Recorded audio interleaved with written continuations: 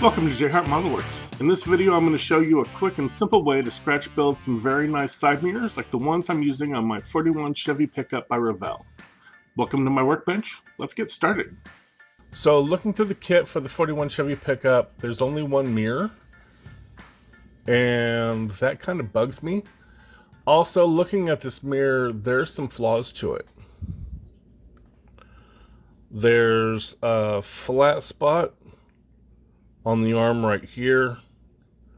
There's a large ejector pin mark right in the center of that base.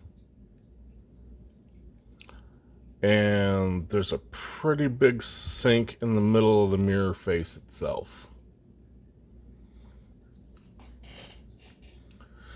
So I want to make another one for the other side.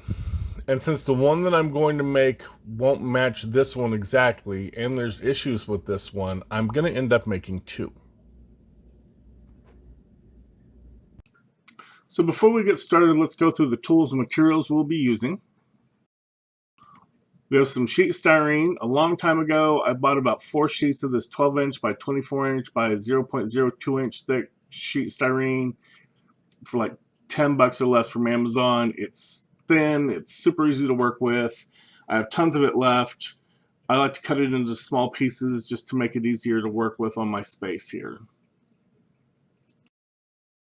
We're going to use a sander or sandpaper, some sort of sanding implement. I'm going to be using my trusty UMP 400 grit thinning stick.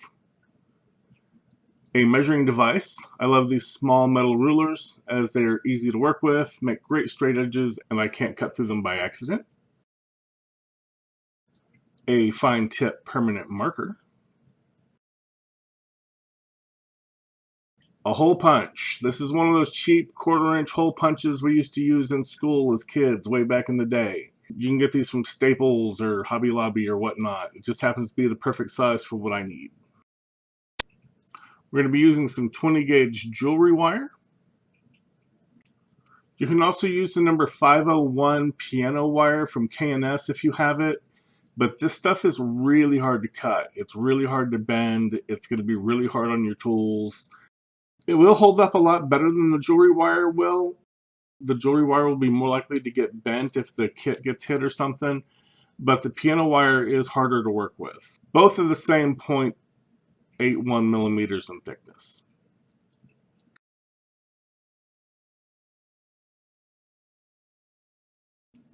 We will need some wire cutters and pliers for cutting and bending. I like these curved nose jewelry pliers. You can get them pretty cheap at Hobby Lobby.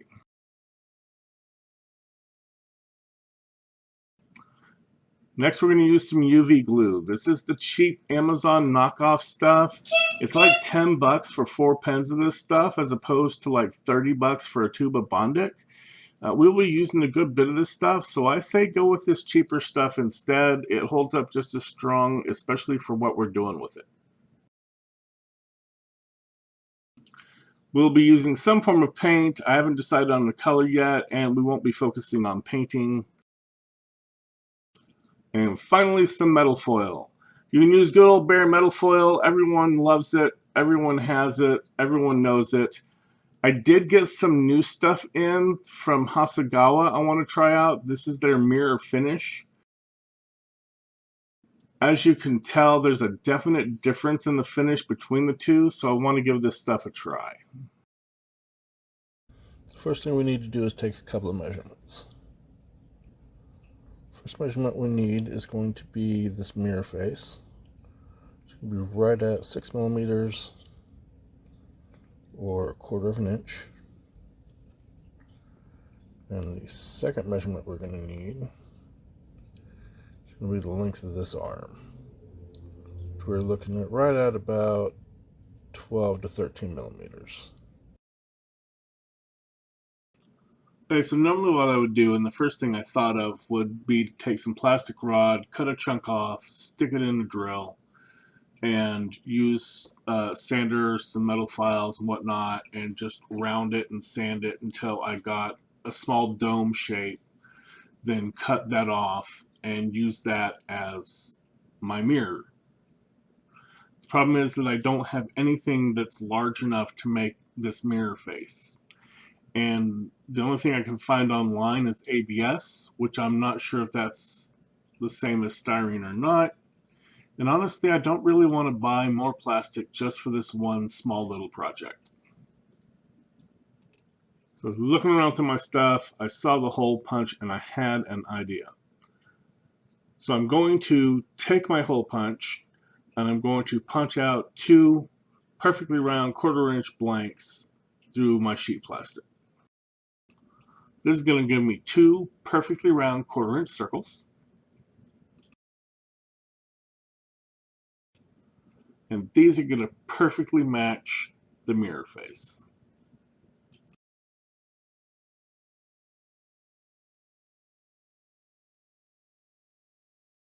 Now, just to make sure there are no rough surfaces or jagged edges, I'm going to sand both faces and clean up the edges with my sanding stick.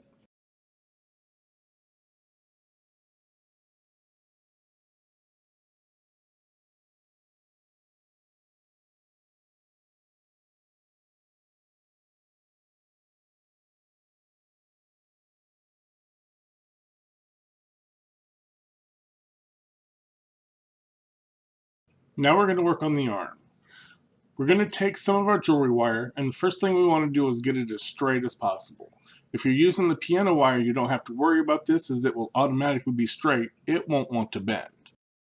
If your end isn't neat, go ahead and trim it off so you have a nice clean end to start with.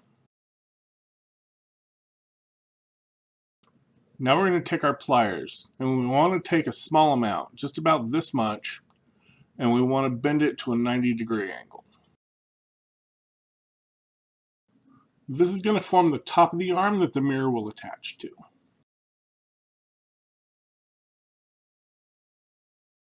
To make the bottom of the arm, we want to measure about 12 to 13 millimeters down from the top bend to get to the bottom of our arm. And we're going to mark this with our permanent marker. That's what we measured at the beginning of the build. Once we have our mark, we're going to make our next bend perpendicular from the bend at the top. And we need to get as close as we can to the angle for the arm in the kit piece. This is not a 90-degree bend. It's closer to about a 45-ish. We'll do a check and see.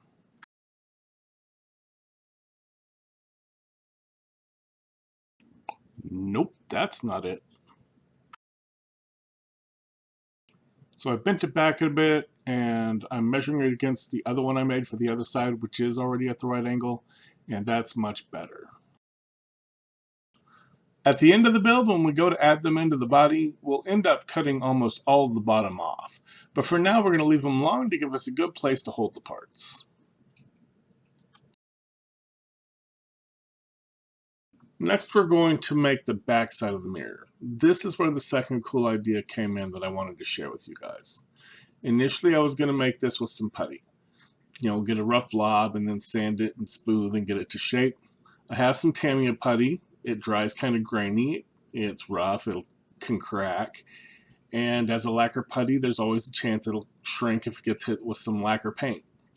My other option is Milliput. Milliput will work. It'll dry smoother. It won't shrink like Tamiya putty, but it cures rock frickin' hard, and there's a lot of work to sand and shape after it's dry. Then I noticed the box of UV glue pens I got in the other day. UV glue is basically just resin cured with UV light.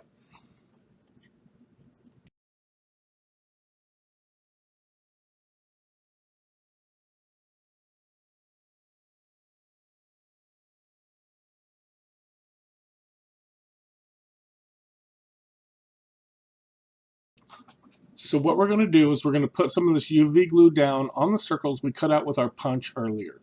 And we want to spread it around to make sure it gets all the way out to the edges, but we also want to try to make sure that we don't get any bubbles in it if we can. Once we have the dome shape that we want, we're going to place the top 90-degree bend of our arm into the resin. And I like to tilt it a little just to make it look a little more realistic, like they've turned the mirror a little bit. Once you have it in place, hit it with the UV light to cure the resin. Normally they say to give it 4 to 5 seconds. We're curing a lot of resin here, so I'm going to hit it for 30 seconds, maybe a minute or more. I want to hit it with the light for a very long time from every possible angle. Once it's been curing for a few seconds, you can pretty easily pick it up and just twist it around and get to all the different angles you can hit it at. You just really want to make sure that UV light gets to as much of that resin as you can possibly get it to. And these are our mirrors. Let's go ahead and throw some paint on these, and we'll come back and finish these up.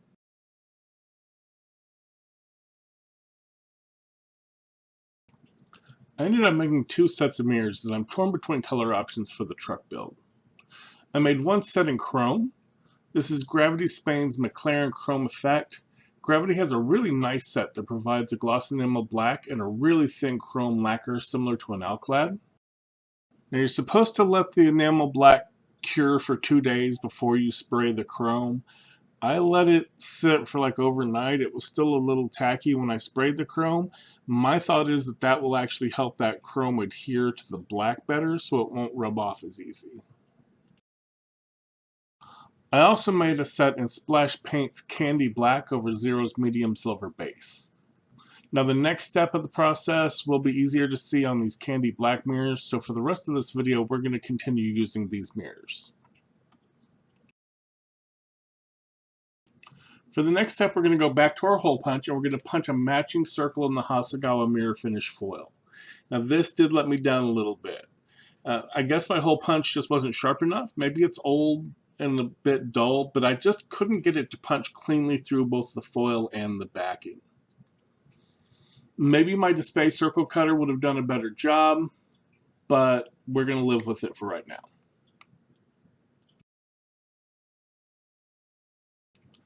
Once we have our foil circles punched out, we want to carefully place one on the mirror face and then burnish it down with a cotton bud until it's as smooth as we can possibly get it.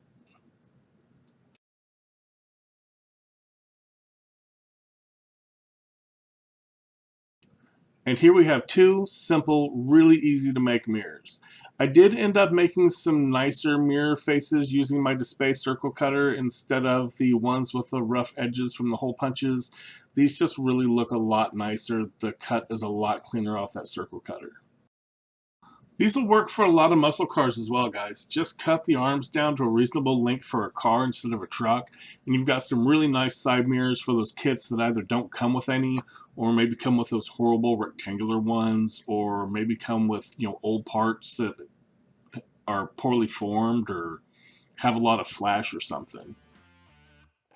These were a lot of fun to build, and I really enjoyed sharing these ideas with you guys.